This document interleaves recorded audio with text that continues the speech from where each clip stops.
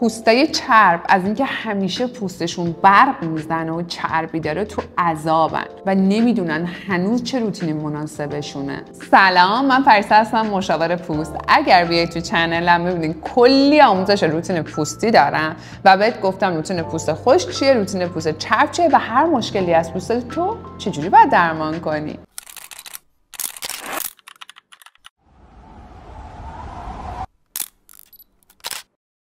به جرئت میتونم بگم حداقل 70% مردم ایران، حالا کاری به دنیا ندارم، پوستشون چربه. اینو تو مشاوره هامون فهمیدیم. پوستای چرب همش دارن دست و پنجه نرم میکنن با این چربی پوستشون چیکار کنن. یا این چربی رو بیش از اندازه میگیرن که سد دفاعی پوستشون آسیب میبینه، یا نمیتونن کنترلش کنن، از اون ور بوم میافتن. حالا از حق نگذریم، علاوه بر تمام این داستانایی که دارن پوستای چرب، خوبیایی هم داره که بهتون در ادامه میگم. اولین محصولی که باید استفاده کنه شوینده است. شاید فکر کنی بی اهمیته، بهت میگم 5 دقیقه ماساژ میتونه تموم میشه، ولی در اصل از نظر من مهمترین قسمت روتین پوستیه. پوستای چرب باید شوینده هایی انتخاب بکنن که داخلش سالیسیلیک اسید یا نیاسینامید داشته باشه، چون این دوتا اکتیو کمک میکنه چربی پوستشون کنترل بشه، منافذشون رو کوچیک میکنه و پوستشون رو شفافتر میکنه. یکی از اون شوینده هایی که ما خیلی تو مشاوره هامون پیشنهادش میدیم شوینده بلمیش سرابیه، چون دقیقاً داخلش سرامایت داره برای آبرسانی، سالیسیلیک اسید و نیاسینامید داره برای کنترل چربی و کوچیک کردن سایز منافذ. کافیه یه پاف از شب بزنی و تمام. از نظر من تونر برای پوست چرب واجبه، چون این اقدام بعدیه واسه کنترل چربیتون. پس از تونرهایی استفاده کنین که هم پوستتون رو یه جورایی آبرسانی کنن، هم چربیشو یکم کنترل کنن. یکی از اون تونرهایی که خودم خیلی دوستش دارم اون قرمزی اوراله که چون توش گلایکولیک اسید داره به جوانسازی و روشن کردن پوستتون هم کمک میکنه. پس پوست چرب این دوتا اقدامو اول از همه انجام بده.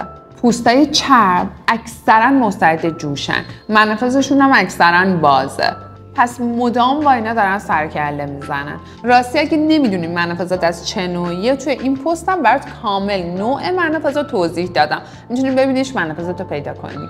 اشتباه غلطی که قطعا خیلی از پوست چربا رو میکنن میخوام بهت بگم، ولی قبلش میخوام بهت یه سرم معرفی کنم که توی کنترل چربی، کوچیک کردن منافذ، درمان جوشت کمک کننده است. اونم نیاسینامیده.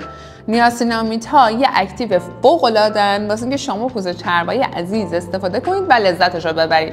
اگه نمیدونید نیاسینامیدم چیه، توی این ویدیو واسه کامل توضیح دادم. اما اشتباه غلطی که انجام میدن اینه که فکر میکنن چون پوستشون چربه نباید آبرسانی رطوبت رسانی کنن. بابا اون پوست رو هر چقدر ما چربیشو بگیریم و بهش آبرسان و رطوبت رسان ندیم، مغز دستور رو برعکس میده، هم میگه چربی تولید کن، چربی بیشتر تولید کن، سد دفاعیش هم آسیب میزنی. پس فکر نکن که با استفاده نکردن از آبرسان و مرطوب کننده میتونی چربی پوستتو کم کنی. سخت در اشتباهی. پس یادت باشه که حتما از آبرسان ها و مرطوب کننده ها استفاده کنی. حالا میتونی از سرمی یا بافت ژلی استفاده کنی که کاملا سبک بشه و سریع جذب پوستت بشه. اویل فری ها هیچ چربی روی پوست باقی نمیذارن، پس یه مرطوب کننده اویل فری انتخاب بکن. نکته آخر ضد آفتابه. اینا ضد آفتاب نمیزنن چون پوستشون چرب میشه، میرن تو آفتاب پوستشون میسوزه، جوش میزنن، جای جوشه لک میشه. آقا اگه ضد آفتاب درستی انتخاب بکنی به مشکل بر نمیخوری. الان یکی از بهترین ضد آفتابایی که اویل فریه و اصلا چربی نداره آکوافرش بیوتی آف چوسانه. آکوافرش بیوتی آف چوسان یه ضد آفتاب خیلی سبکه. حالا اگه بخوام به غیر از این معرفی کنم، سنتلا، ایزدین یا واقعا ضد آفتابای اویل فری که خیلی سبکن، میتونی ازش استفاده بکنی و نگران چرب شدن پوستت هم نباشی، چون اصلا چربی ندارن. و اما حالا چرا پوست چرب خوبه؟